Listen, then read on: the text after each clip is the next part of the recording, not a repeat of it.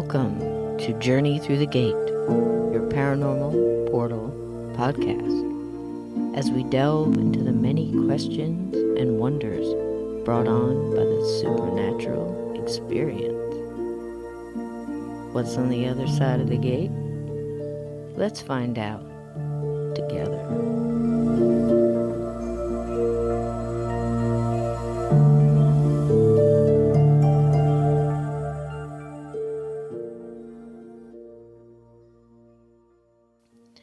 Welcome to this side of the gate, and tonight we have some company from a gentleman named Sean. Now, Sean has had experiences, like most of us, that are interested in this topic most of his life. And we're going to take a travel down throughout his life and listen to some of the things he's learned. He's had experiences, everything from ghosts to divine intervention when he was a child.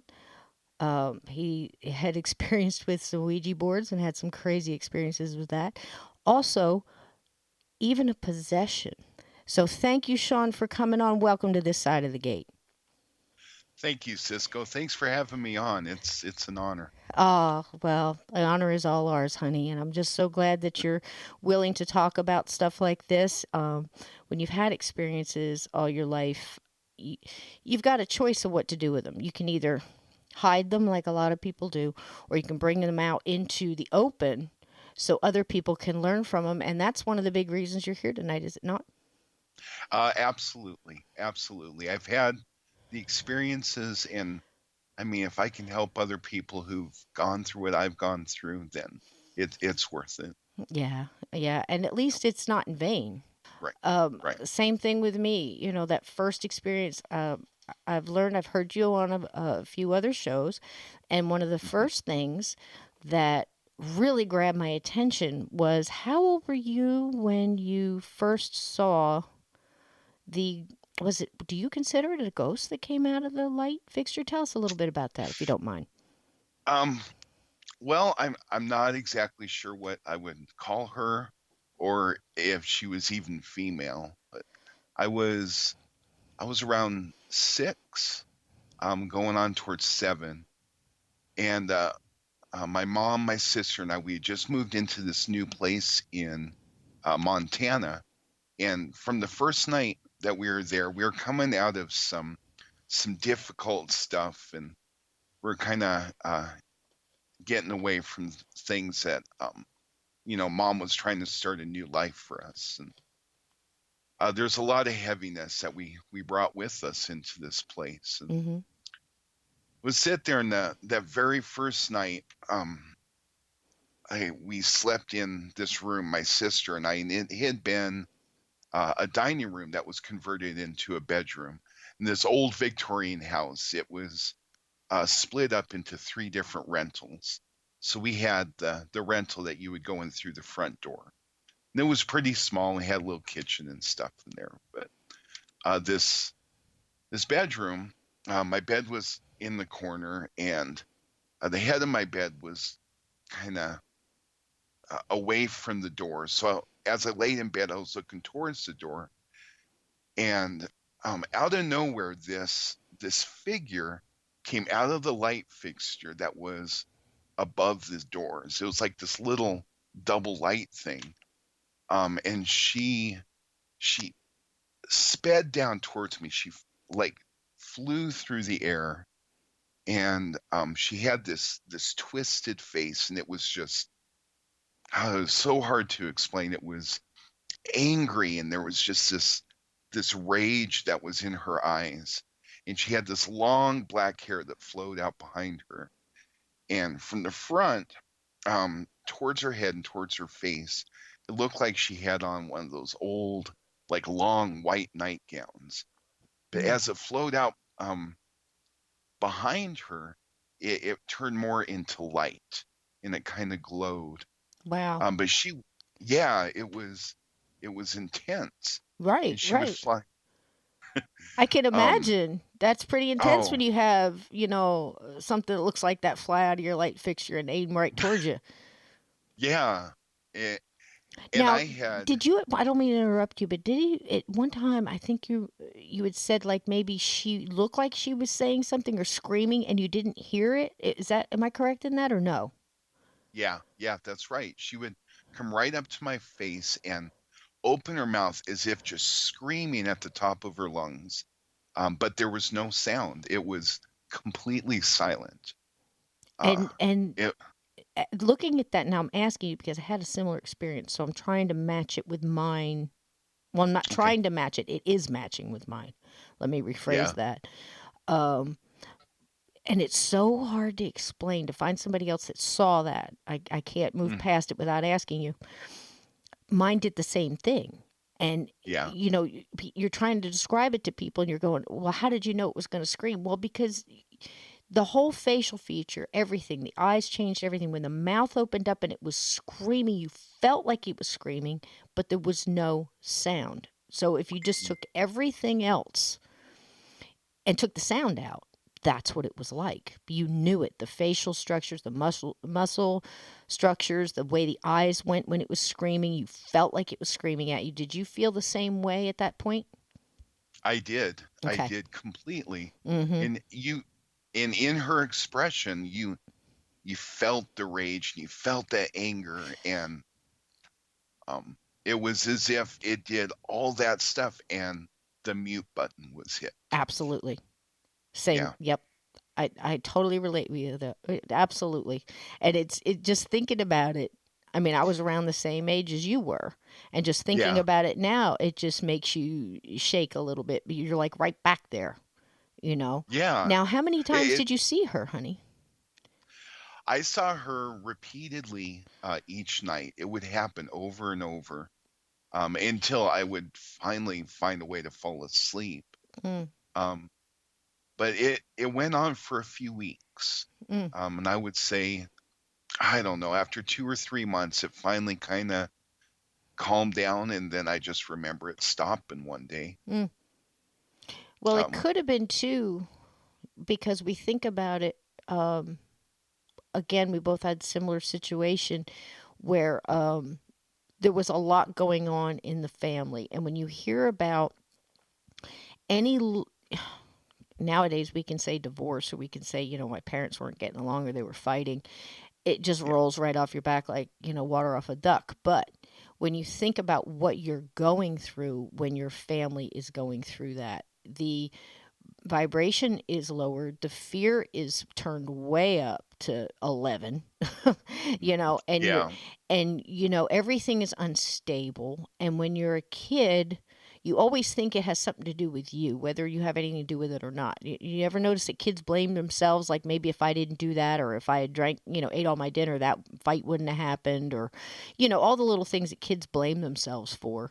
Or you just go through oblivious and you don't really realize that it's not normal until you go visit somebody else's house and they're not fighting and throwing stuff all the time. I mean, it's just it's crazy being a kid. It's hard enough than having things flying out of the fixtures at you every night. Did she change, or was it an exact replica every time? Did she ever change her expression or how she did anything, or was it a complete repeat of the same thing every night exactly? it was a repeat exactly each time. It was it was like on a loop, and nothing changed. It, and the only thing that I remember um, that connected each one that made me think that it wasn't just some like I don't know, people call it a residual haunting, I Uh suppose. huh. Is that she looked consciously aware of me, Okay. as if she was looking right into me Yep. and um, singling me out. Mm. So I was almost, something just crossed my mind. I was almost wondering that if you had changed, like say you weren't in the bed and you were over Mhm. in the other corner of the room, would she had changed her direction and had found you anyway? You see what I mean? Or was she just going Yeah, at that corner like she was seeing you or something else? But if she was visually, um, like you said, fixated on you, then it seems like she was aware. That's terrible. I'm sorry you went through that. I went through it. Oh, So see. I know Yeah. I know I feel mine personally, just for people who don't know, and I'll describe mine. I was in my parents' room, which wasn't normal. I mean, but I was young, and when you're sent off to take for a nap or you fall asleep, they just put you to the closest place. And my parents' room was close to where the dining room kitchen was, on the same level as the dining room kitchen, living room area. And my room was upstairs. But I guess I must have fell asleep, or they put me into sleep in the middle of my parents', what seemed to me at the time, huge bed. Because my dad was like 6'5", and I'm guessing they had like the largest bed available at the time. It was longer and everything. So anyway, and if you can remember way back in the day, there was something called a chenille bedspread. And these bedspreads had like a pattern to them, but it was reliefed off the top of the bedspread, so it would stick up. There was a pattern you could feel. And I remember falling asleep on that. And if you ever fell asleep on a chenille bedspread, you always woke up with a print on your face. It's like an imprint of the pattern on your face. And I remember hearing this crackling sound. Did you ever hear any sounds when she came out? Like anything crackling or an electrical kind of staticky kind of sound or anything like that? Do you remember? No, I don't remember hearing anything like that. Okay, because a lot of times they say when they, for whatever you want to explain, cross the dimension or come through, sometimes there's that crackly kind of electronic-y, staticky kind of sound, like almost like if you were squeezing a water bottle. It makes that poppy Oh, kind of sound. Yeah, I've heard that a couple of times, but it's not always. As soon as you figure you got something, it changes. So, there's it doesn't necessarily have to right. be there. But I heard that. And I was wondering where the crackling was coming from. I remember sitting up and I remember rubbing my face because that chenille kind of, sticks into your face and makes your face kind of fall asleep. And I was sitting up rubbing my face and I'm looking at the sound coming from my mother and father's closet. Now, this is a big old kind of farmhouse thing. And they had these shuttered doors to the closet. And shutters have the slats in them that go sideways. And there was all of a sudden, I noticed there's a light coming from underneath the door. And then it's like getting bigger. It's coming out from under the door, but it's also getting bigger. So now it's starting to gradually come out the slats of the door. And the light's coming through. And I swear I saw this in a movie once and I just froze because it just brought me right back. But it kept coming out and the light's coming out and it's coming towards me. And it's getting brighter and brighter and bigger. And it's happening so fast. And within the light, there was kind of a gathering of a mist. And the mist had color to it. And all of a sudden, the mist forms into this face. And it's still coming at me as it's doing this. Forms into a face and then a head. And the head, it stopped off at the neck. There wasn't anything bloody or horrific about it. It just stopped. And the face became very clear. And it was a young man somewhere between, like in his early 20s ish. It had brown hair in a ponytail because the ponytail was all there and it was fluttering behind him as it flew at me, much like her hair flew when she came at you. Hmm. Like it was caught in a wind, riding the wind kind of thing. And when he came at me first with closed eyes, and he opened his eyes, and his eyes had this red light. His eyes weren't red, like he didn't it was just a red light. And then he opened his mouth to scream as he came at me, and no sound came out. And Wow. that blew my mind. And I just it rushed at me so fast, I fell backwards. Like the only way I could get away was to fall backwards so it would go over me. It went right over me. And as it went over me, I could see the ponytail flipping behind. Like I said, it was like caught in the wind and had a red ribbon that tied the ponytail. And then it went right above me and disappeared into the wall behind me. I know. Man, that is something. It's amazing how similar those two stories are. That's what I'm saying. So, Yeah.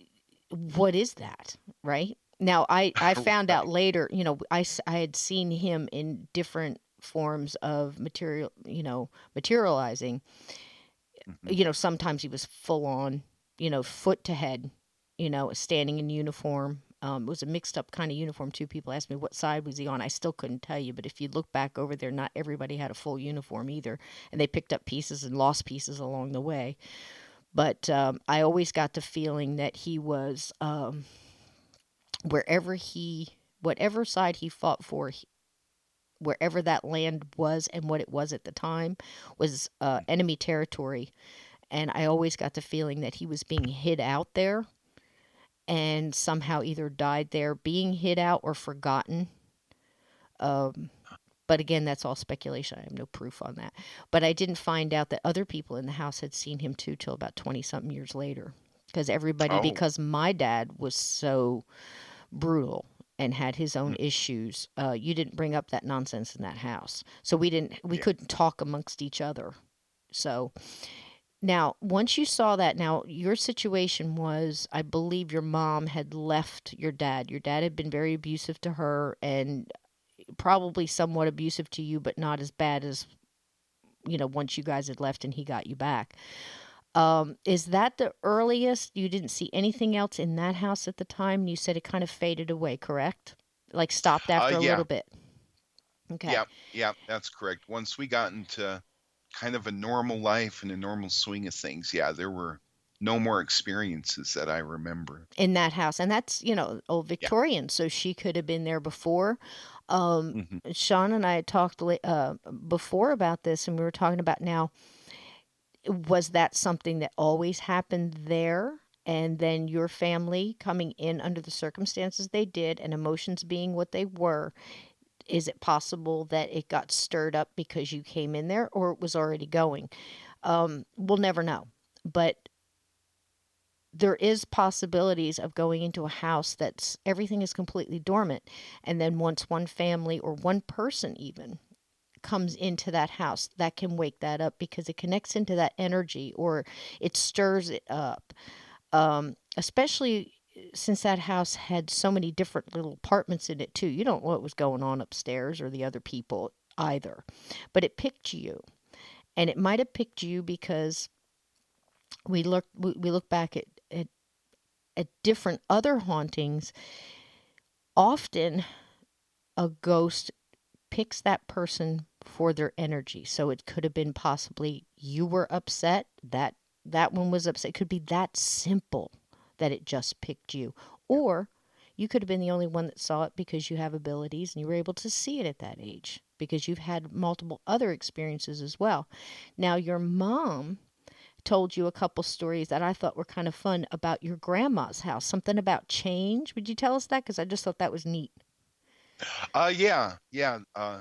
It was my mom's childhood home, and Grandma kept it after all the kids moved out. And um, it had been a livery stable that had been converted into a house. Hmm.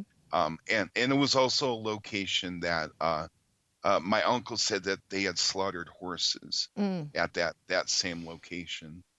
Um, but Mom talked about one of the experience they had there is they would hear a pocket change like falling through the pipes, mm, like the water pipes and stuff. And they had, for a house that was 100 years old, their mm-hmm. copper or whatever it was that they were made. And that was something that the whole family experienced. Mm. I just thought that was so fun because if you think about an old house, the way it works, plumbing was very simple, you know, Mhm. and a lot of times people would communicate like if they were upstairs, like through the heating system, through the just the vents, or knocking on the pipes and stuff. And there's been an awful lot of hauntings where people have still heard the communications going on by the people like tapping on the pipes upstairs, like sometimes 3 floors, because you can hear it so well. It carries. You can hear it downstairs, and I've heard of several different hauntings like that. And I'm wondering if they just weren't trying to get your attention or your mom's attention. Um, Yeah, but that kind of just sparked some questions there too. Now, yeah. sh- what happened to Sean was, and I'm not going to drag him all through it, but it's important for the next part of this story for the listeners to understand that a lot went on in his family, and we're still trying to figure out because his dad and my dad very similar in a lot of ways. They both had issues. Mine unfortunately added alcohol to it. Sean's did not. Sean's dad was uh, an avid churchgoer, and it seems so odd that somebody like that could be that abusive, but it does happen. Now, he was abusive to his mom. He didn't really understand all that was going on till after. Then somehow his dad wound up getting custody. A little underhandedness is going on of him and his sister. And then all the abuse basically fell on Sean, and he went through a horrific 3 to 4 years where his dad was just focused on him and seemed to take out every bit of the bad part of his day on him.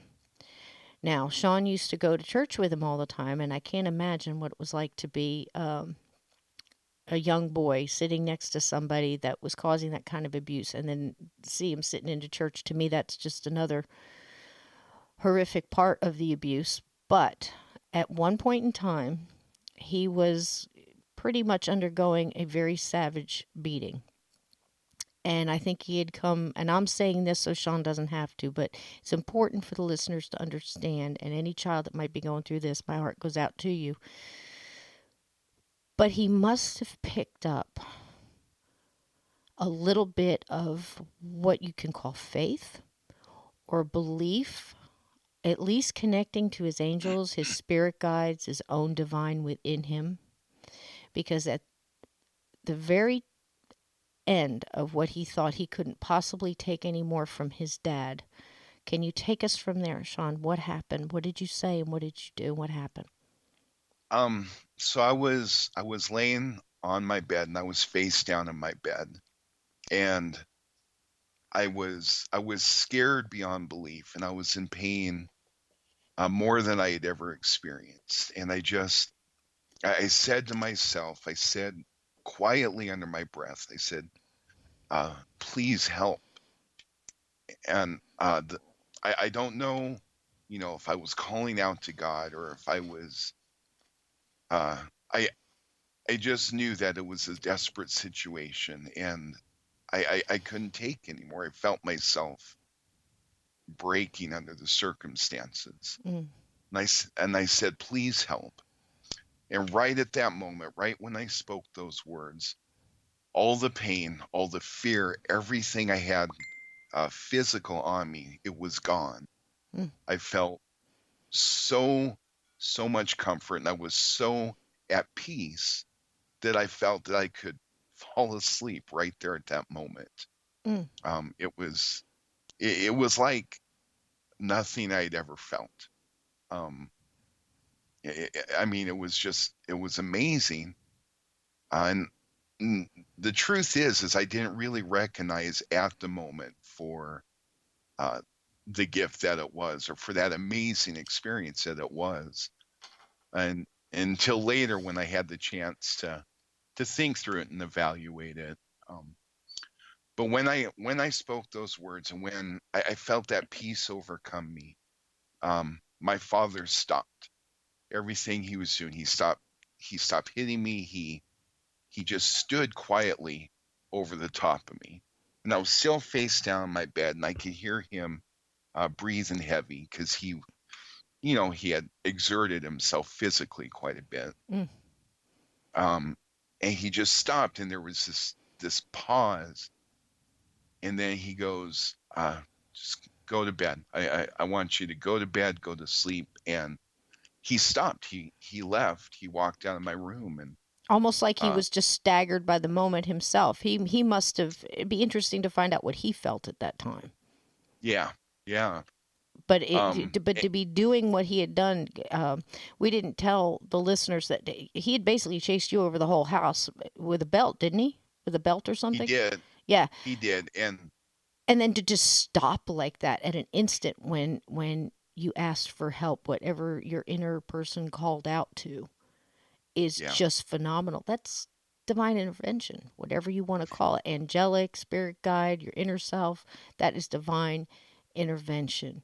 And I believe with my whole heart that at that moment you gave whatever could help permission, out of your free will to help you.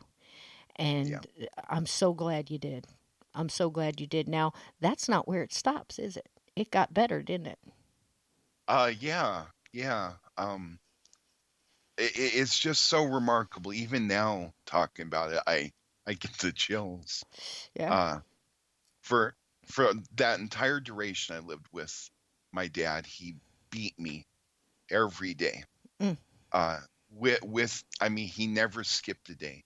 Oh, jeez. Um, I'm and so that sorry, babe. next, oh, I don't know, I mean, you live and learn, I guess. I know, but yeah, no person, let alone a child, should have to go through that. And No, I think it's wonderful how you've overcome it, and it gives so much strength to people out there. You can go one way or you can go the other. And you definitely chose a good road. It made your character is wonderful, and you just became a great human being, and it's just strength, and it's for a lot of people out there. But yeah, right after that, things kind of changed with him, did it not? yeah, Mm. yeah. That next day, it was the first day he did not hit me. There was no physical abuse, and it was the first time in that 3.5 years. Oh my gosh. It was amazing. Mm. And then the next day, it was the same. And that that next day, he had my sister stay home from school. She was sick, um, and the third day after that, he he put me on the plane to go live with my mom.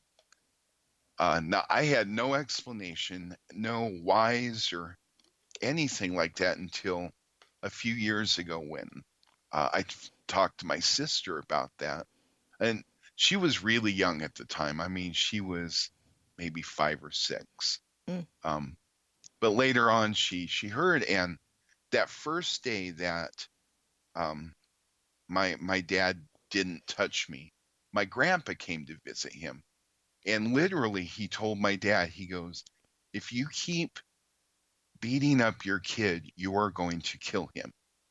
And Mm. he told my dad, he said, "You have to let him go. If you care about your son and you want him to have a successful life, you have to let him go and you have to go let him live with his mom." Mm. And Grandpa didn't know that that day before, literally that night before, my father had beat me within inches of my life. Mm. He had no idea. He was just, it came to him to come visit my dad, and he was driven to talk to him about me. It's amazing. So It's amazing it, it, because it's it, almost like whoever, and of course we're all speculating here, but whether it was your, could, because we've talked many a time before, you and I, and we've talked on Tammy and I and other shows, and I've tried to explain that your angels, your spirit guides, it sounds so cruel, but you have free will. And sometimes they can put stuff in the way of harm coming to you, and sometimes they cannot. It depends on the reason you're going through it. That's so hard to understand. Why would anybody have to go through these things? Because it's just like saying you can't appreciate a good day till you've had a bad day. yeah, I mean, it depends on who you speak to, how they're going to word that for you. It's like if you live in darkness, all then you can appreciate the light. And if you're in light all the time and you never see darkness, you just take the light for granted. I mean, it's just, where you're talking about something so emotional about a child going through any abuse, there's no reason a child should ever have to go through abuse. And there's certainly not any reason that we can comprehend in our minds here, and to try to rationalize that just isn't going to make any sense. But you gave that call, that heartfelt call for help. And in your case, it came to you, and it's obvious that it came over your dad or stopped him. You felt the warmth coming over you. I can imagine at your age, you might have even thought that you were probably close to dying. Is this what death feels like? I can just imagine the things going through your mind because everything just came over so quickly, you know the warmth and the pain going away and everything. I can imagine what might have gone through your head. And then for it to go find a back door and go through your grandfather to come and intervene out of nowhere. It's nothing less than miraculous. I agree. It's hard to find words to truly Mhm. express just it's like coming in contact with pure love, Yeah. or pure light, Mhm. just and to be grateful, and to give back, and to do what you can to dedicate yourself to that moment. Mhm. It was a life-changing event for me, for sure.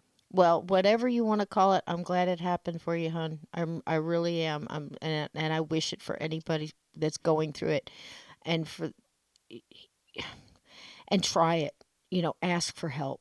I mean, the things that I've learned, I've been looking into this. I'll say it. I said it once. I'll say it 1,000 times. I've been looking into this for 50 years, and I have zero answers. But there's some things that I'm very close to knowing, and one of the things I know is that we have free will, and unless we ask for help, ask for intervention, or ask for signs, or ask for guidance, it's not going to come. Whether we're talking to our inner divine self, our higher self that has some knowledge that we don't have, or angels or spirit guides, or the whole works, you know, ask for help. Because in some cases, I mean, it's worked for me, and it obviously worked for Sean that day. So let's move on to something a little bit happier. You start growing up, and now you've got some character. You've seen the hellish side of things, and you're trying to find your way.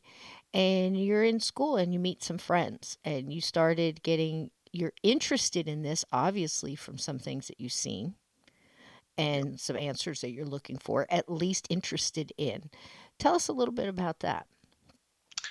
Yeah, so I went to live with mom, and I finished out 6th grade, and then we moved to where I live now still.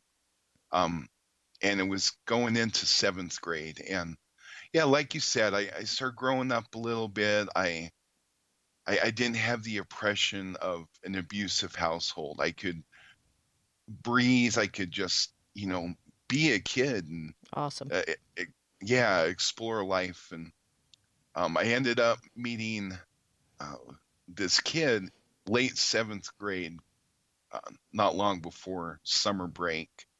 Uh, his name is Jay, and him and we became inseparable, just absolute best friends. Nice.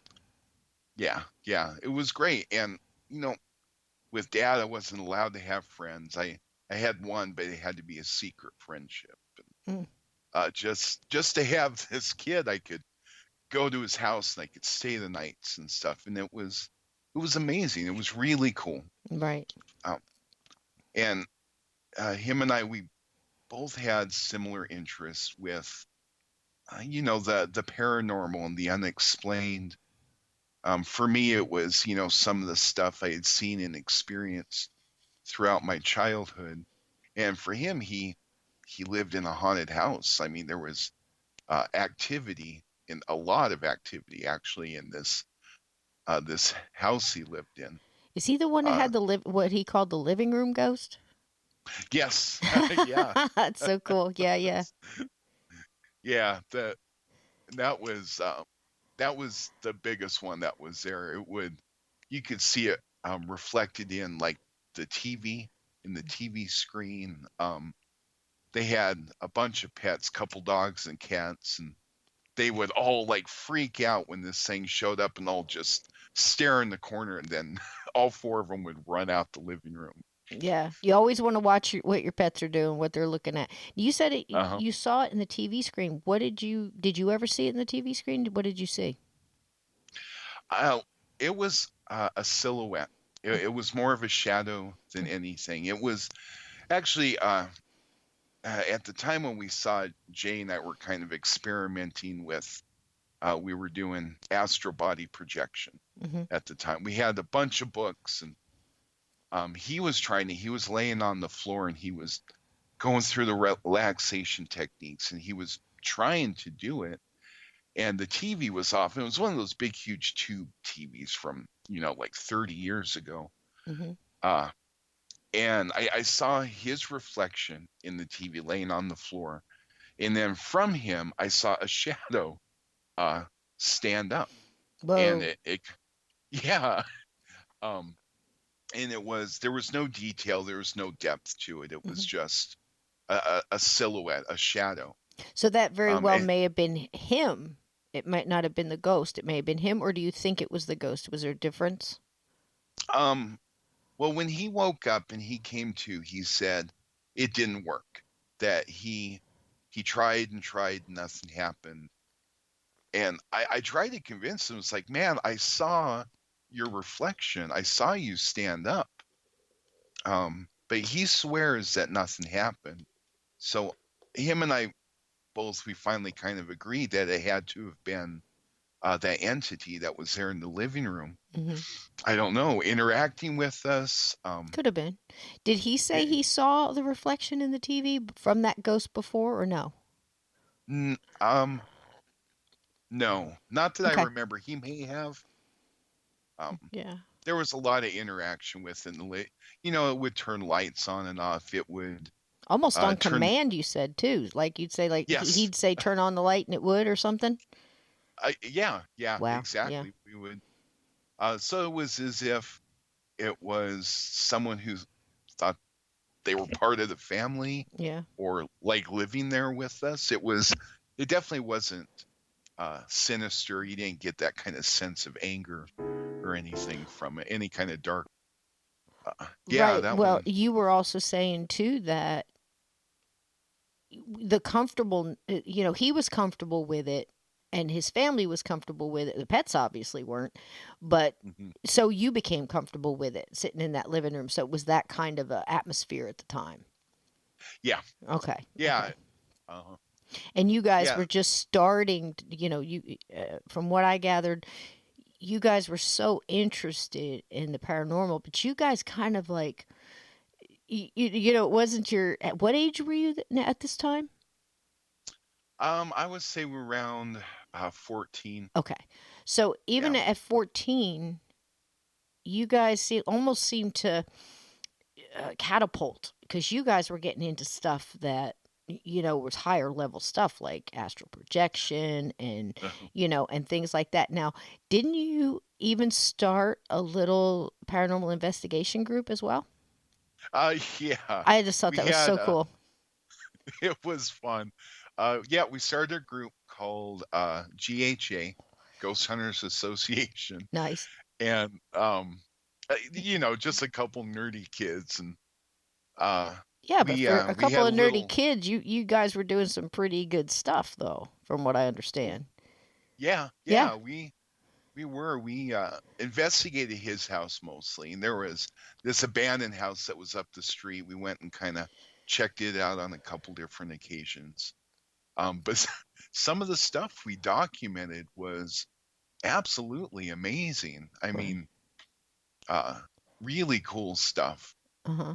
Tell But listeners a couple of little things you did. There was one thing in there that I just thought was brilliant. I mean, they were reading books that gave them a lot of the ideas, but the fact that they were getting, multiple books and taking information from each one, you were already collecting data and then using core, similarities and then using things that work. Tell them a couple of things that you did. let's see. Well, investigation wise with the house, we were we were out one night. We were actually at a restaurant, and his mom came home, and she came in. She opened up the front door, and in the dark, she saw what she thought was me and Jay sitting in these two side by side recliners talking. She said she heard the voices, and she turned the light on, and there was no one there. Wow. Uh, so she ran to the restaurant. She went and found me and Jay, and she goes, "Get rid of whatever it is. Do what you got to do. I'm not coming home till they're gone." And Typical mom stuff. right, What have you boys conjured up now? You got to get rid of them. That's funny. exactly. That's so funny. Yeah, yeah. It was cool. Oh, Uh, yeah. So she stayed there at the restaurant drinking coffee, and we thought, man, this is our chance, you know. So we went there and we had he had this old recording studio tape deck, and it had the little needles and meters that would peak out, you know, according to the sound, and we had these studio microphones with, I bet you, 100 feet worth of cords. So we set up the tape deck, and we had two 90-minute tapes in there, and of course the tape deck would record to the end, it would flip, and then it would record on the other side. So you had 180 minutes worth of tape, and that's the amount of time. So we set it up. We put microphones kind of in the living room where she saw the stuff, and past that in the kitchen, kind of down the hallway. We took flour, which was one of our tools that we used. Nice. Yeah, we sprinkled that on the kitchen floor, because I mean it was linoleum. We didn't want it in the carpet. And I think that was about it. And we ended up just taking off. We hung out with his mom, pretty much till about sunup.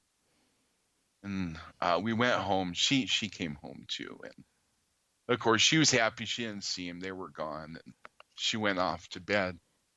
But we went through the recording. We had these two headphones and kind of a Y jack. So we both were sitting there in his bedroom in the dark, and we were facing each other. And we were listening to the headphones, trying to discern any noise that might have picked up on the recording. Which, by the way, the flour had been untouched. Okay. We didn't notice anything with it. So we're sitting there, we're listening to the recording, and we heard this, the strangest noise. It sounded like wind and water rushing at the same time, and it started off really quiet, and it got louder, and it got louder, and it got so loud that the needles on the tape deck completely peaked out. Ooh. And distorted the headphones. It was just this really strange kind of organic sound. And then it went completely quiet, and it seemed that that moment after was quieter than what it was leading up to it. And then we heard two male voices talking to each other. Whoa. Yeah, which proved the experience that she had. Right. And we couldn't make out specific words. I mean, tapes, you know, you don't get the digital quality like you do today when you record. Right. But you could tell they were male, and You it could sounded tell that, like a conversation, kind of. yes, yeah, there was the rhythm and the cadence of a conversation. It was definitely two male voices. Wow. So yeah, that was. And that probably just piqued your interest, even more so, because I know that you guys elevated, and you started doing other stuff like trying to communicate with either those spirits or in another place. Was it at the same house that you It started was, to yeah. do the Ouija board and stuff? Mm-hmm. And Yeah, you got some pretty good results there as well. We did. Yeah. We did, and it went up. It catapulted after that. Yeah. Yeah. And you said something about, now tell them a couple of, because I know in another interview you kind of skirted on, you said there was an Indian that would stand. Yeah. So this was it was a double wide trailer, Mm-hmm. and you walk into the living room, and to the left there was kind of the long hallway that went down to the bedrooms, and at the end of this hallway, at nighttime when the lights were off, or you just have one of the living room lights on, you could see the silhouette of an Indian standing at the end of the hall. Mm. And you could tell, because you saw like the full headdress, and you saw the complete outfit. You can tell what it was, what we were looking at. And it happened quite a bit. We assumed it was more of a residual haunting, Mm-hmm. because he pretty much just kind of hung out there at the end of the hall. He have his arms crossed sometimes. But the only thing about it is um, he went from floor to ceiling, and I think the ceilings in this trailer were maybe 8 feet tall. Mm, So um, it was big. I mean, it was like unnaturally large. wow. And he Yeah, did and change. It wasn't exactly the same. Sometimes his arms were crossed, sometimes not. Did he ever interact with you guys or not, or move and look towards you or anything like that? no, no, his dad saw this and swears that it would like look down at us, down the hallway. But Jay and we never witnessed it like interacting with us. Wow. Just that alone, especially such as something so ominous. Did you get any feeling off of it other than being stunned seeing it? Did you get an angry feeling or a calm feeling or anything like that? Do you remember? It was calm. Yeah, there Okay. was no sense of anger from it. Just hanging out and just chilling. Yeah, Wow. yeah, just chilling. Wow. Okay, so then you Yeah, started doing the Ouija board. That's pretty much like the go-to after you've done flower and recording. You kind of just, because usually most people go to the Ouija board first, or at least something like that, some kind of deviation, like a uh, pendulum, or set up their own kind of Ouija board kind of thing, just trying to communicate. But what caused you guys to go to the Ouija board? Was it trying to communicate with the spirits in the living room, or just checking it out? What was going on there? um, well, in a way, we wanted to escalate the experiences. We wanted more. And it was cool that we heard the noises and we see the occasional like shadow or something, but we were just uh, we were hungry for more. We wanted to ramp up the Right. experiences. Um, so we started getting into the physical objects you could use to call them in. The Ouija board, that was the big one. And back then you could buy them anywhere. I don't know how it Oh, you is can get them now. today. You can get them in Barbie pink. You can get any kind you want. They probably That's have a awesome. Disney one with it's with Mickey and Right? stuff on there. I mean, who knows, right? Who knows? They've been Yeah, around yeah, for hundreds and hundreds of years, and people always think, anytime you name the Ouija board, you got everybody kind of splits into. Well, actually, there's usually three groups. There's ones that are middle of the road, just like they're not really sure.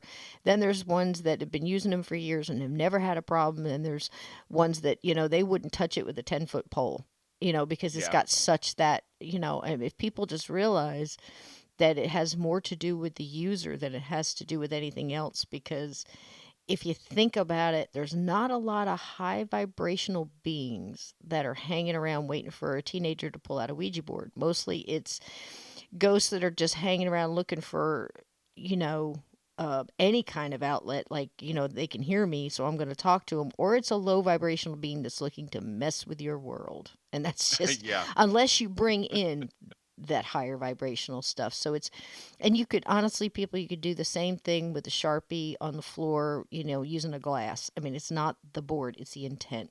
But you guys pulled it out, and you obviously had some things walking around in the house. So what happened? What are some of the most significant things that happened with the board and you guys? Well, we one of the first things that Jay and I did was establish ourselves a spiritual contact. Hmm. And you understand we had tons of books and we were researching and we were really looking into this stuff before we got in and started experimenting with it. Hmm. But we each got a contact, and I can't remember the name of his.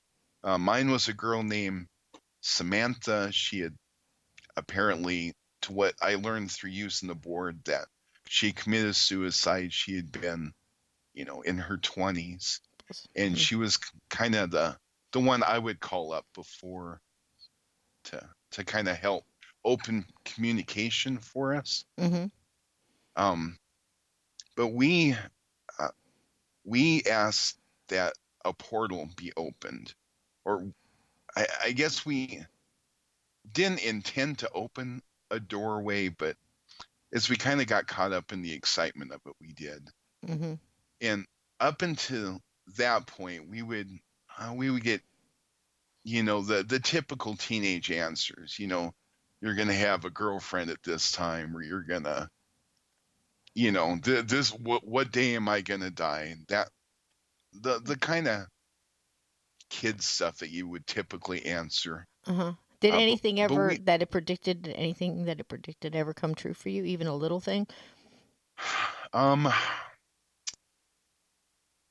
I don't know. I mean, it said I would be married one day, and I was. And I you were. It, yeah, Because typically, the reason I ask is because typically people start out with, you guys were, it almost seems like you took a different avenue, though. It was a little different because you read about it a lot and you had a lot of different books. Like I said, you really researched these things. You guys were into gathering information before you did anything.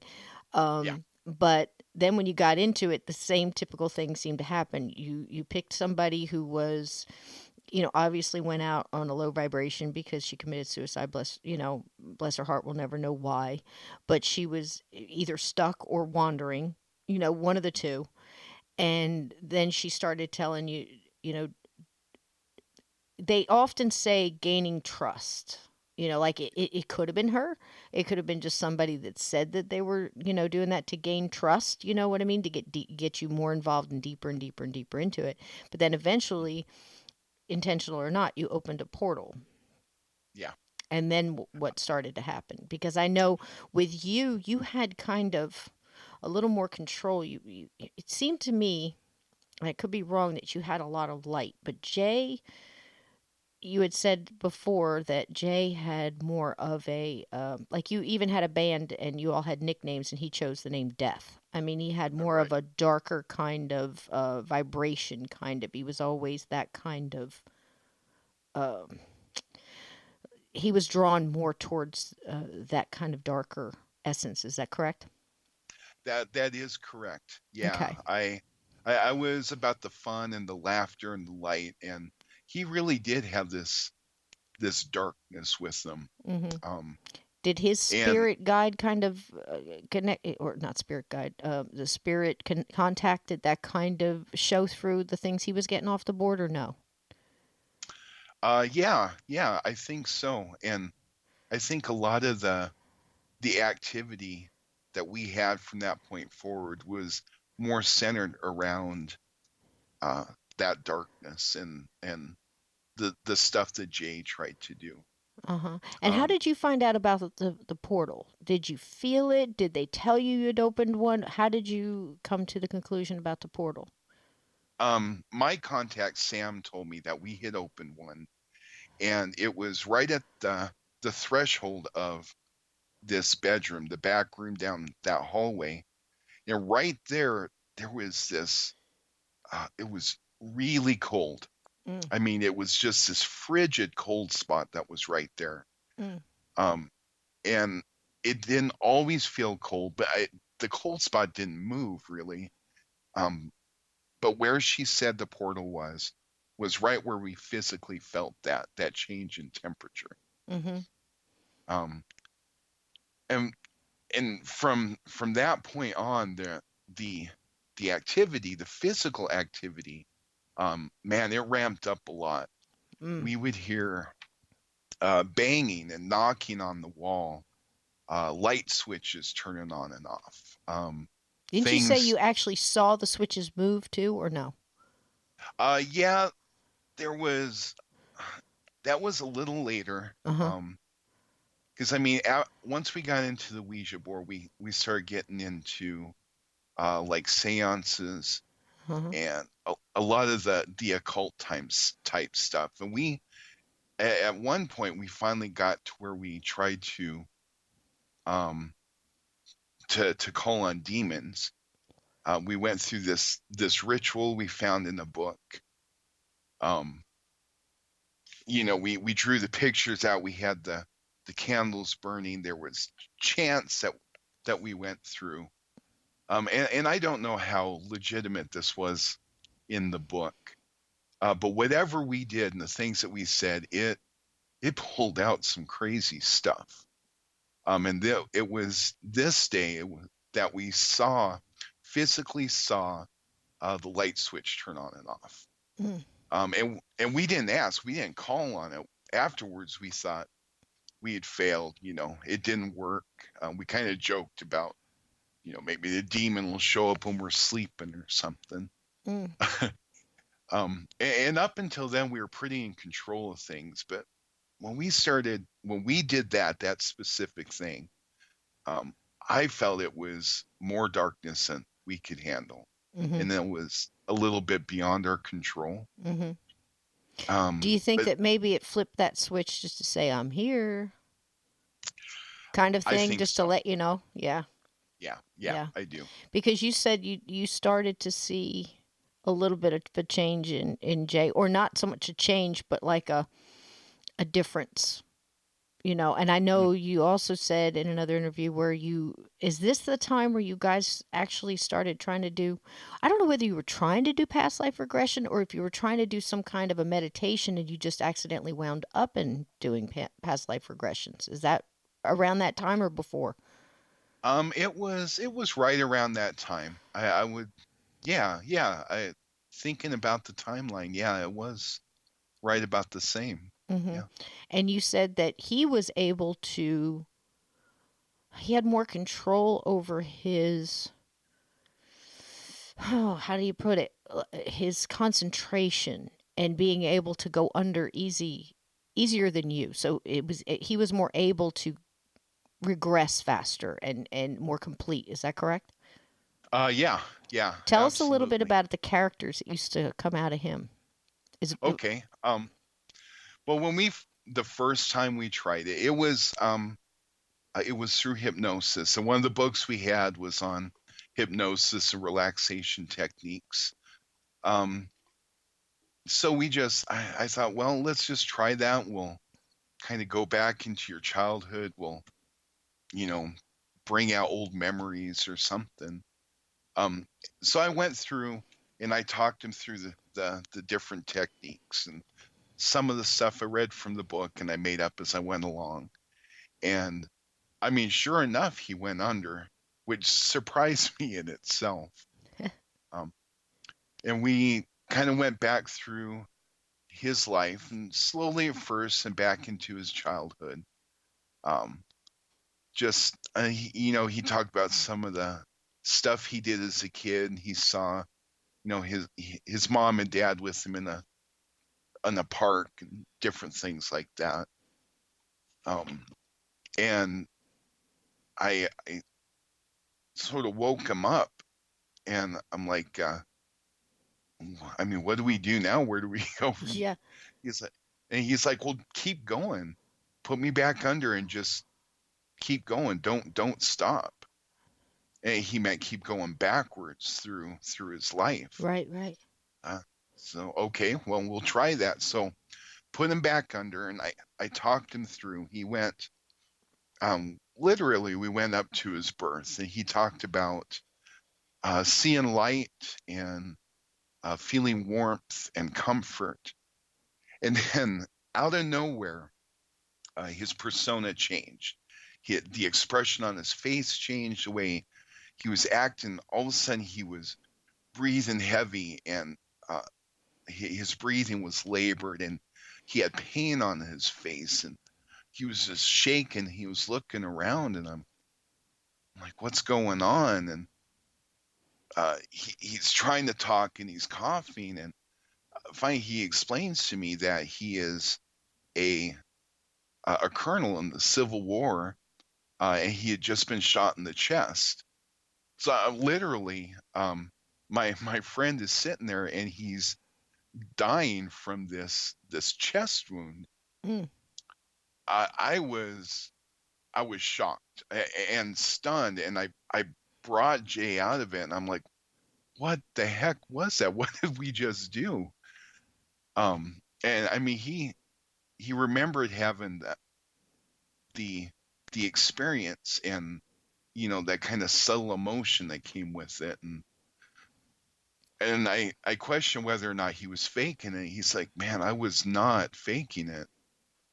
And he's put him back under, and we went back and we kind of talked to this colonel, and he talked some about how he had a wife at home and his kids, and he was scared that he wasn't going to get to see him again. And I don't remember his name now. We had written down most of the stuff, we had documented it. But I remember looking his name up, and it matched something. It was very similar to a name from a man that was in the Civil War, who was an officer. Hmm. It was amazing. Yeah, it Uh, sounds amazing. And it wasn't the only time you had done it, but you had always said that no, he was more able to do it and you were better at the actual hypnosis and taking him under. And you said at one point that even it was like almost his voice seemed to change a little at the time too. Some of the hmm times, his facial expressions and everything else, which is, kind of hard to do and keep up with all that, if he was faking. I think you guys did it. I mean, and yeah, it's amazing to me, you know, to to think that you had that natural ability. I mean, you were following books and stuff like that, but anybody can pull a book off the wall, and try to do anything, cook a meal or whatever, and it might be difficult. You have to have some kind of inherent ability to be able to do those things, and that's pretty amazing.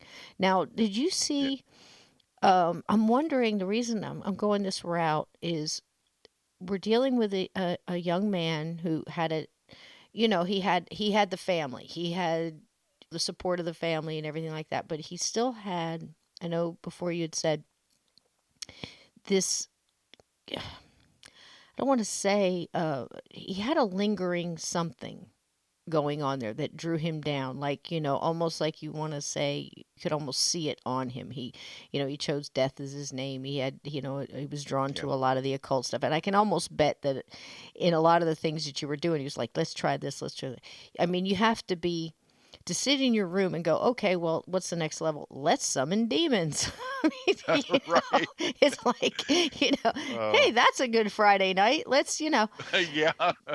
I mean, you got to be kind of surrounded by a lot to do that, because I'm telling you what, if I had been in that, I've been in plenty of stuff when I was younger, or you gone to graveyards and let's call this person up and let's do that kind of thing. And after a while, you're in it and you start getting those shakes all over, and you're like, man, what am I doing? If I Yeah. had been sitting there in that light switch, you could color me gone. Just that enough, because it's just enough. Like I said, I'm here. Click. And Yeah. in this day and age where we're seeing the things on TV, I tell people all the time, back when I was a kid, they didn't even show people sleeping in the same bed, even if they were really married.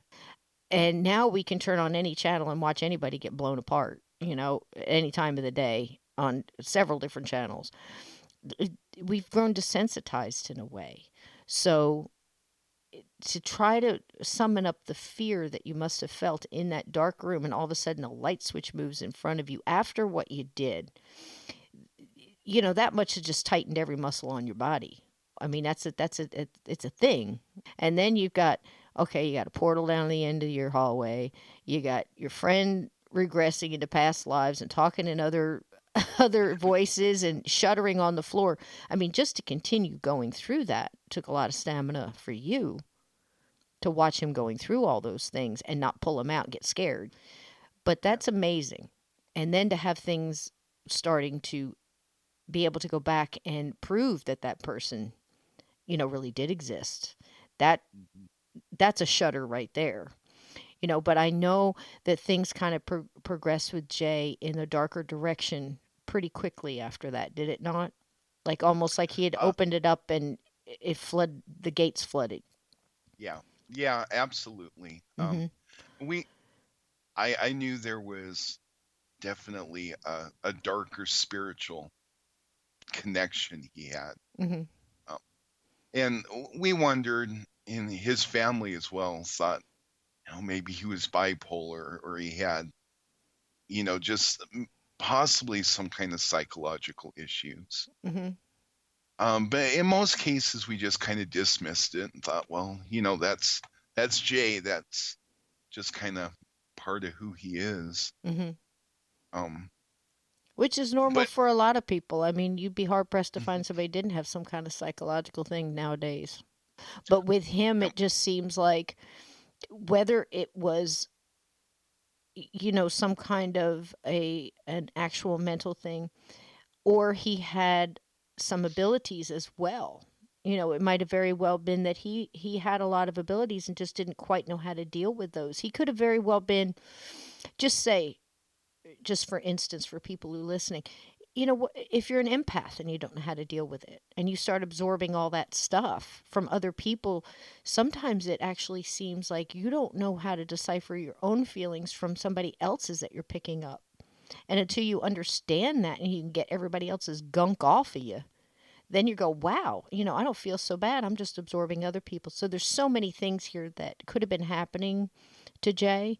But it sounds to me like the young man was struggling with trying to decipher those things and not understanding as well. And he moved on pretty quickly. I mean, you guys went through high school together. I mean, when did the Ouija boards and the investigations and all that stuff, when did they come to a halt at one point, or was anything one thing Uh, stop it, or did you just drift away from it? we kind of drifted away from it. Mhm. I mean, it was pretty much a part of what we did up until we graduated from high school. Mhm. Um, and we hung out a little bit and socialized some after that, but we really started getting other people in our lives. Yeah, you just Uh, kind of drifted away from each other a little. And he yeah, went in the we Navy, did he did. not? What was that? Did he go? He went in the Navy or military or something? Oh, he did join the military for a short time. Okay. And He that can split was, people up a way too. But I know that there was yeah, a time there. Um, I'm kind of working up to the point where you actually said, you know what, I want to connect back into him. And he had gotten married, did he not? And you had as he well? did. You both wound up getting married, but you wanted to reconnect with him because he had been like your best bud for so many years. You guys have been through so much stuff together, and you just missed having him in your life. And tell us a little bit about that when you started to connect back up with him. Okay. Um, when when I wanted to reconnect with him, he'd been married. It had been a while. It had been a year. I bet you as much as 2 years. And I hadn't quite gotten married yet. I had met the girl that I joke. I met my future ex-wife. we weren't Yeah, I know we the weren't feeling. quite there. Yeah. Yeah. Um, but we actually kind of had a bit of a falling out over his wife, and he got offended by some of the things that I had told him, and I Yeah. don't know. I knew I'd seen stuff she had done that didn't settle well with me, and when I approached him, he did not like it. He got Um, angry at you. he did, he Yeah, did, yeah. and I've had that I happen to get it. me. I get it. I get it. I've had that happen to Yeah, me. You go in and you try to be a bud and you say, "Look, man, I can't not say this because I've seen it and I want to warn him." And then they get mad at you because you're telling them the truth, and then it right. splits you guys up again. I get it. It's happened to me. Yeah, Yep. yeah, and I don't really blame him. Mhm. I didn't want him to like get a divorce on my behalf or anything. Yeah.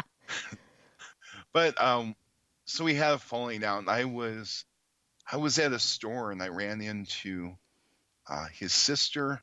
I think his mom might have been there too. And they're like, Jay's in town. He's at the house. If you want to stop by and say hi. And they knew him and I had a falling out, and it had been like 2 years since we had spoken. And I thought, yeah, this is good. I believe I ran into his family for a reason. I should go see him. So a little bit later, I swung by the house, and he was there with his wife, and it was kind of awkward.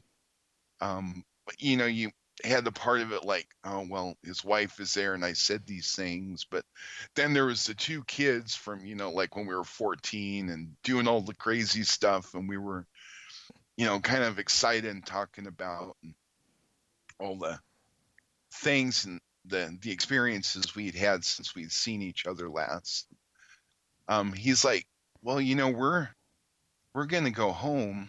He lived a couple hours away. Like, why don't you come along, hang out with us for the weekend, stay at the house, and then, we could take you back on Sunday. And it sounded good. I mean, It I always sounds wasn't good work. at first. Yeah, right, But now right. you're getting in a car. You're not. Are you driving or were you driving with them? I went with them. Yeah. Yeah. So So now you're driving in a car. You don't have any way out, and you're 2 hours away from you started. So that just exactly. adds to the situation. Yeah, I get it. Yeah. And I did regret that decision Yeah, I later. bet. Uh, yeah. So I don't know. We talked and visited. And we got all the way back there, and I thought, this is good. I miss having him in my life. We were really close. We had gone through some crazy stuff together. And I always worried about him too, because I knew he had that darkness in him, and I don't know, I felt like my presence in his life was kind of a buffer between him and, that darkness that he had inside of him. It's almost like you kind of knew, like, however you want to put it, but like you just said, you felt your importance there, and you worried about him. The guy meant a lot to you. You guys were good friends. Mhm. I've had friends like that too. Where you just look back and they always leave a special spot in your heart. You guys shared things you never shared with anybody else, and of course those crazy experiences as well. you know Yeah. and I can understand that, and you were finally getting a chance to sit with him, maybe get that moment alone with him where you could guys just be buds again without all hmm the buffers in the house and stuff. So that's kind of what happened. You were sitting in the living room. Whose idea was it to bring out the Ouija board again? I suppose it was probably him. It was one of either him or me. Uh-huh. We saw it. Glutton for We, punishment. yeah, old habits. Yeah, yeah, yeah. Just Well, it also was something that you shared before, so it was another way of connecting yeah, in to right. that time. Yeah. Yeah, yeah. We couldn't help ourselves, and it was It's cool. Yeah, I get it. yeah. Um, and his wife uh wasn't really into that kind of stuff. I don't know if she believed or not. But we kind of got her to join in. And Jay, he also had a bag of runes, Uh-huh. uh, and these things were always with him, and that was always kind of his go-to for like the communication, and he'd use them like along the lines of like tarot cards. He would do readings off of them. Uh-huh. And usually a lot of times people use that for, to even help them make decisions and things like that. Runes are very ancient, and they're not exactly like tarot cards, but then again, tarot cards aren't exactly like pendulums either, but they're all kind of Yeah, similar. They have similar characteristics, but they're all very different from each other. But if he was carrying them with him, then he was still, he had found a way to something that was his to give him guidance and things like that. Yeah. yeah, yeah, absolutely. And they were always with him. He would, sit like watching TV or something. He would just sit there and kind of run his hands in the bag over the stones, and Hmm. so it was his thing. So him and we had a couple beers, and um, his his wife had sparked up. She was smoking, Hmm. um, and so her and we started. We used the board, and as we used the board, Jay was kind of laying his stones out, and he was trying to communicate through them. And as we did this, we were also speaking out to the house, which, by the way, this house was really creepy. I mean, before I had even stepped foot in the house, I felt darkness off this house. You felt an Uh, energy. Yeah. I did. It was, man, it was nothing like I had ever felt before.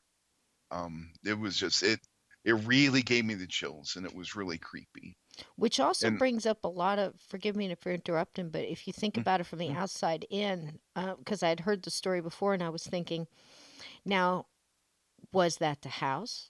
Was Jay drawn to the house because he felt comfortable in that energy? Did the house draw him in, or was the house made that way from things Jay was doing and things, because you don't really know what he was doing in there or how deep he had gotten in to whatever he Mhm. was getting into, because he had had No. issues back in high school too, where whatever came through that was taking him over and changing, escalating his personality and things like that. So it's one of those chicken or the egg things. You don't know, if the whole house felt that way on its own or because of Jay. Yeah, yeah. I still wonder that. I mean, the house itself was strange Mm-hmm. because it was back behind other houses. It wasn't on the street. Mm-hmm. You had to park in the alleyway and actually walk through trees to get up to it. And like I had said in other interviews, it was like a little hobbit hole, just Yeah. kind of hidden back. Um, but I mean, there was a lot of darkness in Jay, and I mean, I wouldn't doubt if he brought it with him or if maybe he amplified it. Yeah. It's hard to Uh, say. Energy is a yeah, strange thing. I've heard it many a is. time where houses, call to a certain person, for goodness and for, Mhm. either way, you know. So it's just like talking about our fathers. Did our fathers being in certain houses wake up something? Did something attach to the fathers and make them that outrageous and to rage out because they had a weakness that it could play on, or did their rage wake up something else? I mean, again, chicken or the egg. All of these things could be true. And Yeah. sometimes it's not just the person. Things are gonna, like I said, I've been a bartender and I've stood in, behind the bar and actually watched. You've heard me talk about jumpers before, where Hmm. a gray dark mist would like almost go down the line of people sitting at the bar and try to pick somebody that was an easy target and just, and jump in that Yep. person, and that whole person's personality would change for a while. So, you know, we don't know whether it was the house or it was Jay or it was a combination of things, but something definitely happened that night. I'm sorry to interrupt you. You continue, sweetie. Oh no, that's fine. Thank you. Hmm. Yeah. So uh, almost immediately, as his wife and I played with the board, he played with the stones, and we were also kind of calling out and talking to the house itself, and well, Jay mostly was trying to challenge whatever was there to come out and reveal itself. And at first, you had that chill, that kind of, that sense of being watched. Mm. And then we heard small noises, like back in his bedroom, we heard like scraping on the wall and tapping, like small objects moving, things we couldn't quite identify, but I mean, it was no doubt all three of us heard it. Mm. Um, and then out of nowhere, it just the atmosphere in the house it changed. Like it almost became electric. I Mm. guess it's hard to explain. Hmm. I get Um, it. I but get it. yeah, Yeah, yeah. It's like a staticky. The atmosphere changed. yeah, Yeah. it just and Jay he stopped. He just kind of got this blank look on his face, and he looked at his stones, and he stood up and he walked into the kitchen. And the kitchen kind of opened into the living room, um, but it was far enough back. He went to the back, and he was obscured by the darkness at the back of the kitchen. And he stood in there for a while, and his wife and I are looking at each other like, "What's going on? And neither one of us knew. And she's like, go talk to him. I'm like, he's your husband. You You go go talk talk to to him. him. Yeah, Yeah, no, you go talk to right. him. Yeah, Yeah. I understand. Uh, and uh, right in the middle of this, this very calm voice, he's like, Sean, come here. I need to talk to you. And I looked at her and my eyes got big. It's like, this does not feel right. There's something wrong here. Mm. And she's like, you go, go, go. I'm like, "Oh, Jay, why don't you come out here and just sit down? We'll talk." And he's like, "No, no, I need you to come in here." Like, man, and that at that moment, my gut, everything said, "This is wrong. I don't want to do this. I don't want to be here anymore at this moment. This whole thing was a mistake." I just felt dread and I felt sick to my stomach. And Mm. okay, this is my buddy. This is my friend. So I got up, I turned around, and I slowly walked to the edge of the kitchen. And I could barely see him back there. He was kind of obscured by the darkness. I'm like, and I looked at him and, "What do you want?" And he lunged at me from out of the darkness. And out of nowhere came this butcher knife. And he was holding, it had to have been the biggest knife he had in the kitchen. Mm. And he lunged at me with the knife as if to attack me with the knife. Mm. Um, and he goes, "I want to kill you." And he growled it, and it was uh, like a hiss and a growl. He goes, "I want to kill you." And he lunged at me, and I screamed, and I kind of sidestepped, and I punched him in the chest. And it was just a reaction to the moment. I Mm. didn't want to hurt him. I didn't want to, um, but at that moment, as he lunged at me and I looked into his face was absolutely not his own. It was, I mean, his eyes were all black and his mouth kind of stretched out from ear to ear. It was not his face. Mm. And it was quite literally the most terrifying moment I had ever been a part of or I had encountered. Um, and I stood stunned. And as I punched him in the chest, he just stopped and his eyes got big and it was his face again. And he dropped the knife and he ran out the front door of the house. Just the whole thing happened within the span of about 30 seconds. Mm. And I looked at his wife. I was speechless. I didn't know what had just happened. I mean, her and I sat there and we tried to figure out what to do and try to make sense of what just happened. And apparently I think she saw what I saw. She was right behind me, but I'm sure she saw him over my shoulder. Mm. Uh, and I didn't tell her that I saw his face change or that his eyes were solid black. Um, but we talked about how his voice sounded different, how this attacking me with the knife, as much darkness as he had in him, it still seemed uncharacteristic uh, Yeah. for him, especially towards me. I mean, And out of uh, nowhere like that. It wasn't like you guys were fighting or anything like that. I mean, it was obvious. We could sit and try to think of a lot of different ways, but he was obviously taken over by something. Whether it yeah, was something that, and I wondered when I first heard this story, how much has he been tormented all that time by, the same thing? Or was it somebody picked up at the house? Was it something that had been following him his whole life? Or just came from the portal or the yeah, Ouija board or whatever. We could ask questions forever, but my heart goes out to him thinking that he was suffering yeah, with this and maybe just trying to find out ways to deal with it. If he was even aware, because the minute you hit him in the chest, mm, just to protect yourself, yeah, it seemed to stop. So that also makes sense because in a lot of ways that it can do that because he snaps out of it for a minute, like it's not quite taking over anymore. The hit in his chest, seeing you standing there, it's kind of like, oh my gosh, what have I done? And it's Jay again, and he yeah, runs out the door.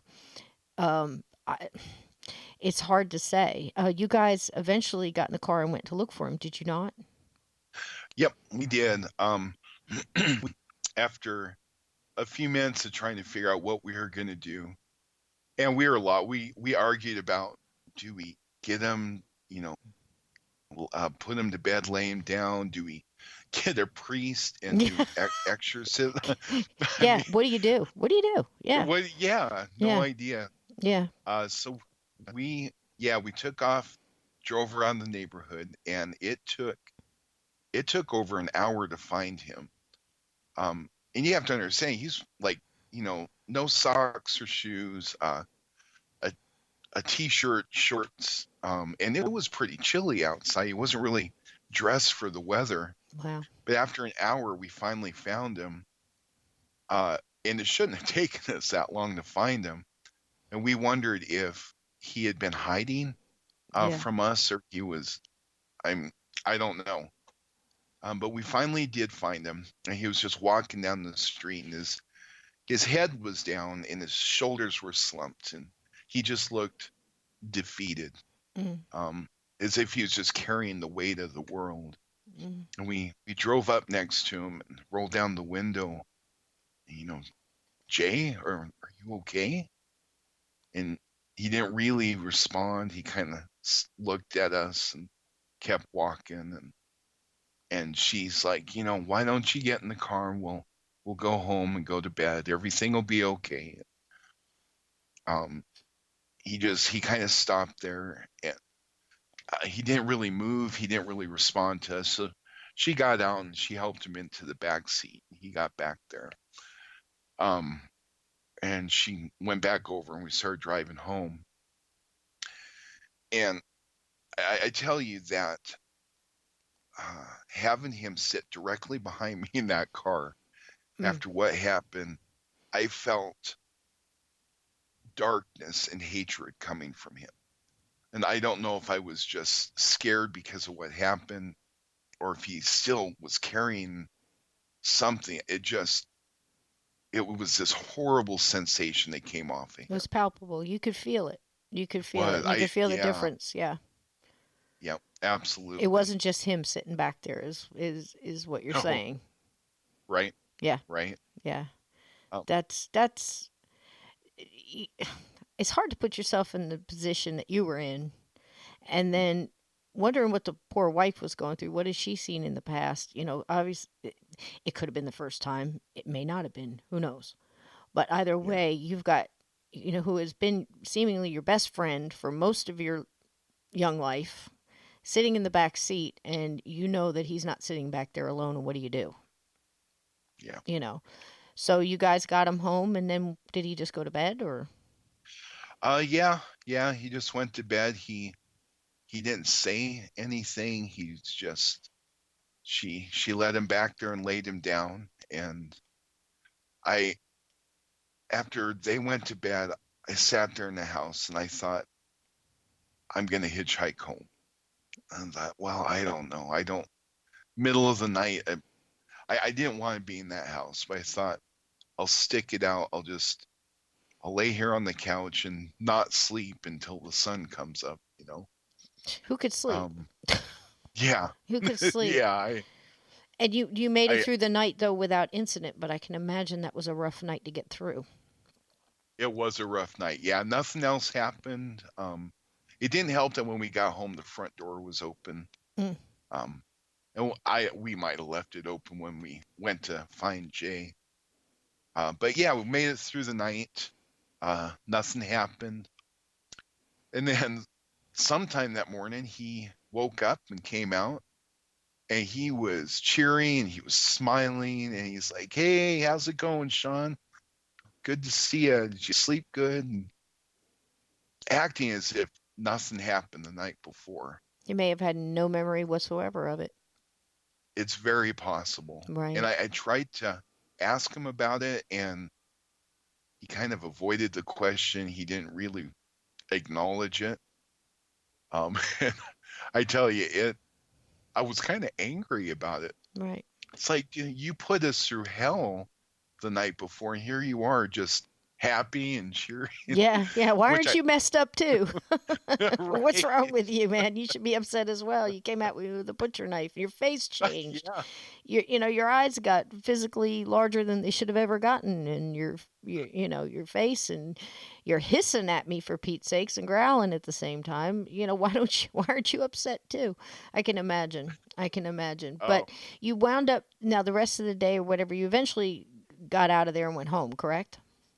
yeah. They took me home. That was about a 2-hour drive. That was a long, I bet. uncomfortable drive. I bet. I Uh, bet. yeah, but they did. They took me home, and um, I I kind of made the conscious decision to not have contact with them for a while, Right. and it was selfish, and I know it was, but I had the worst nightmares after that night. For about a year, I couldn't even sleep with lights off. Mm. I felt like I just felt dread every time I was in the darkness, and it it really messed me up, and I was angry at him for it, and I blamed him for it, Mhm. which I know it wasn't his fault. Mhm. I know that. I mean, he didn't want to hurt me.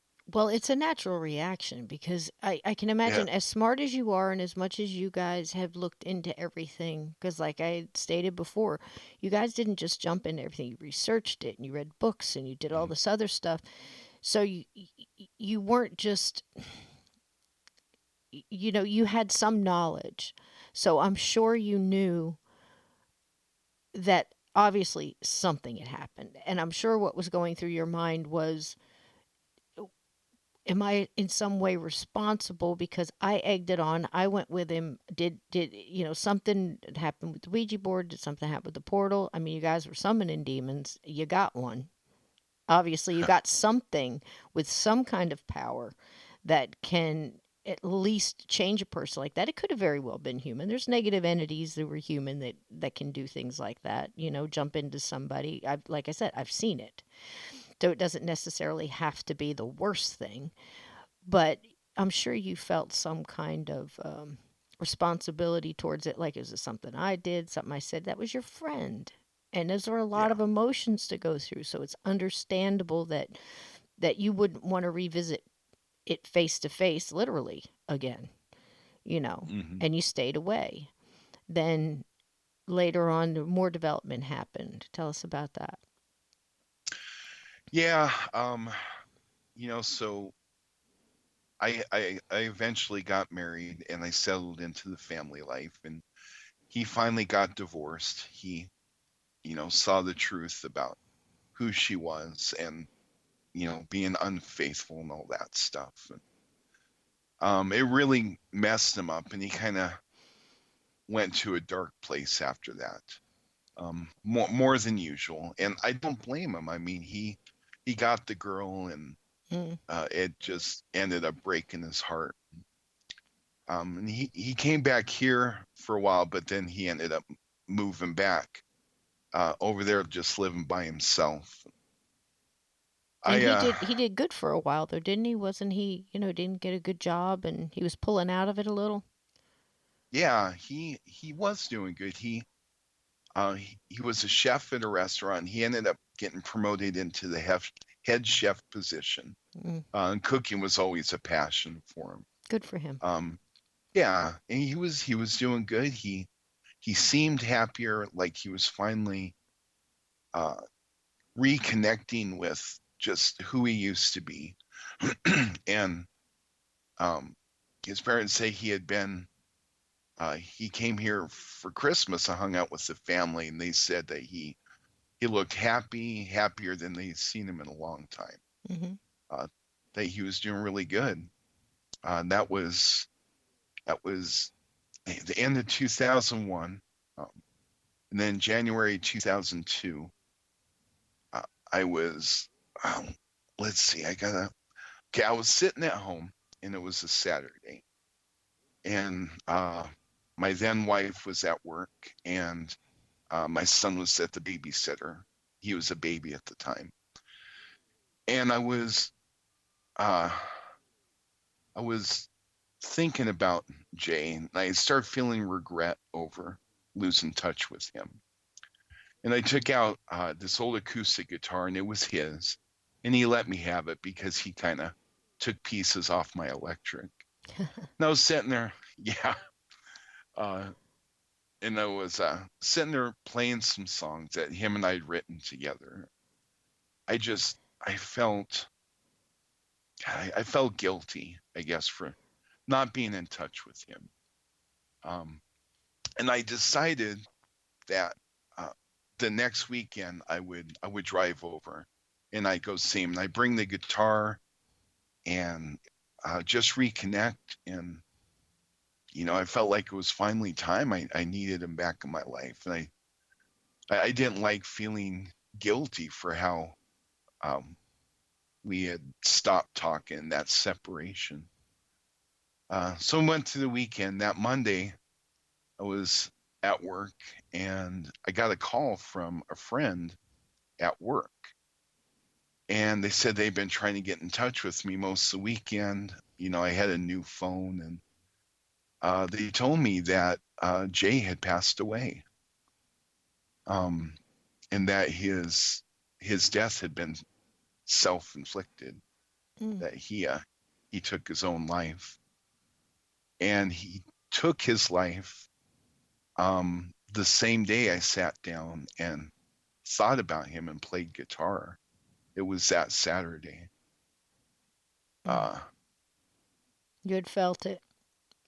yeah, Yeah. yeah, I did. Hmm. I felt him and I felt it, and I didn't realize it until later. I don't know. Uh, it was tough. I can imagine. I can imagine.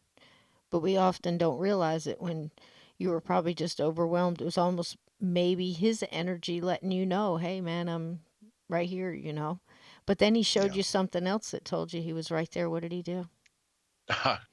Yeah, I went home that night after work and I sat down in the corner of the bed and um I was the wife wasn't home yet, and I was just I was crying and I was thinking about him, and I just asked out to the room. It's like, man, why did you have to do this? And right then, right as I asked that question, the light next to my bed turned on. Um, I mean, literally in response to my question. Yep. I'm right here, man. Uh, Yep. yeah, and it was one of those touch lights, which was the same kind of light the living room ghost say his house would turn on and off when we were sitting there hanging out in his living room. So it was just this kind of sense of nostalgia, and I, knowing for sure that he was there. Um, Hmm. and his loss was tough, and I felt guilty. I kind of blamed myself, but to have him reach out and to make that connection, I don't know. It did help me. It helped bring peace, I guess, for that. Good. Yeah. Good. And we talked a little bit. Sean and I talked before, and I told him, when you lose somebody like that, and I'm talking from experience. I've had good friends that were lost to suicide. I have a sister, and I mean, when you lose somebody like that, it's so hard to wrap your head around what they must have felt to do something like that. Um, was it something else influencing them? Was it all on their own? We'll never know. But it's hard to be left behind thinking, gosh, I should have done something else. I should have some. You can't do anything about what's past, but you can look forward and say, there's something I can do. I can talk about him. I can remember the happy times. I can send him white light. I can send him happy thoughts and energy because he came back and he showed you he was there, at least for that moment, you know. And Yeah. I've learned from other ways that absolutely they hear you. So send them happy thoughts and and white light. And anybody that hears this, do this for me and Sean and for Jay. Send a little white light towards Jay. You know, um, just just say it out loud. And anybody that you've lost, that you're missing, that you wish you could talk to now, do it now. They can hear you, and they're going to appreciate those happy thoughts and memories, just like we appreciate looking back and laughing. Yeah, that was a great time. You guys had a lot of good times together. You went through some hairy stuff together, no doubt. You know, Yeah. but it. You didn't force him to do anything he didn't want to, and I'm sure that he coaxed you to do some things that you didn't want to too. Um, you never know. There could have been a lot of things influencing that. So no guilt. Yeah. No guilt. You were a good Yeah. friend when he needed a good friend, and he was a good friend to you when you needed a good friend, and nobody can take that away. You know, Right. Right. you feel me? So I do. yeah, Thank you. you're welcome, and just send that light out there, because I can tell you from good sources, it gets to them and it helps. And that goes, just for anything, pets and friends, loved ones. But also, anybody listening, take this into account that if you have that person you want to connect with, don't let another day go by. Reach out, get rid of all that, that BS that holds us back. Reach out and tell that person you care about them. Tell them now. Don't wait, But I'm sure he knew. Um, and I know it sounds funny, but if he didn't have a connection to you, you wouldn't have felt it the day you pulled out the guitar. Yeah. If you didn't mean that much to him, he wouldn't have shown up when you had connected into his energy and he turned off the light. Um, Hmm. so you had that, and I'm sorry all that happened in the kitchen and in the back seat of the car. I cannot imagine going through some of the things you guys went through. But doing this tonight too, you're reaching out to untold amount of people that are going to gain strength and learn some lessons along the way, you know, um, Yeah. that you can live um, an, you know, an experience filled life and come out Yeah. on the other end of it better for it, by gosh, you're Yep. Absolutely. absolutely. And you said, other people went through it, like your sister and stuff, and you both came out wonderful people who reach out Hmm. and try to help other people. So it's not in vain, you know. How are things for you now? You doing good? Yeah. Yeah. Absolutely. I do the single father thing. Nice. Um, and my son's been in some trouble, but uh, we're doing good. Um, I do still have like some of the experiences on the paranormal side. Uh-huh.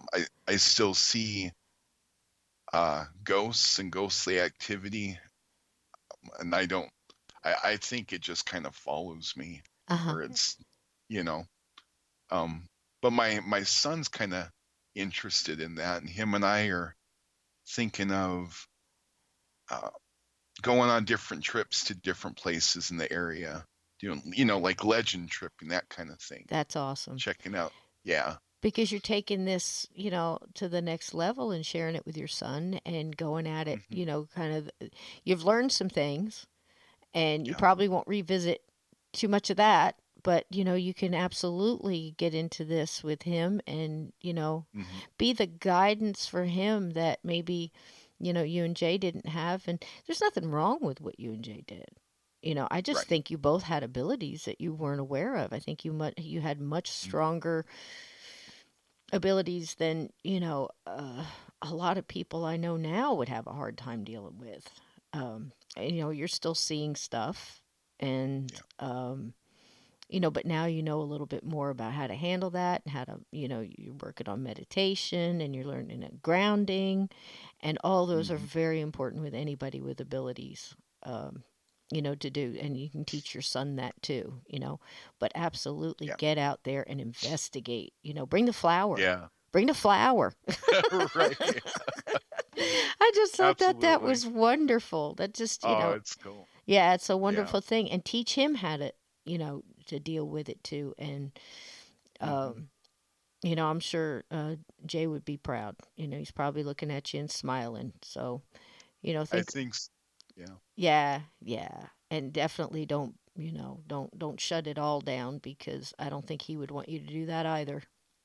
Mm-mm. you know No, and I love the I, legend tripping and going on trips with your son and taking it all down and seeing what you could see and doing some EVPs, and now you're sitting there. You probably go over tapes with him and see what you can find on him. That's nice, man. That's nice. I cannot thank you yeah. enough, Sean, for bringing all this up again and reaching out to people and trying to help. And I thank you so much, hun, for being on Journey Through the Gate. I mean, tonight was a little bit of a scarier walk, but I'll tell you, the paranormal can get pretty creepy sometimes, Yeah.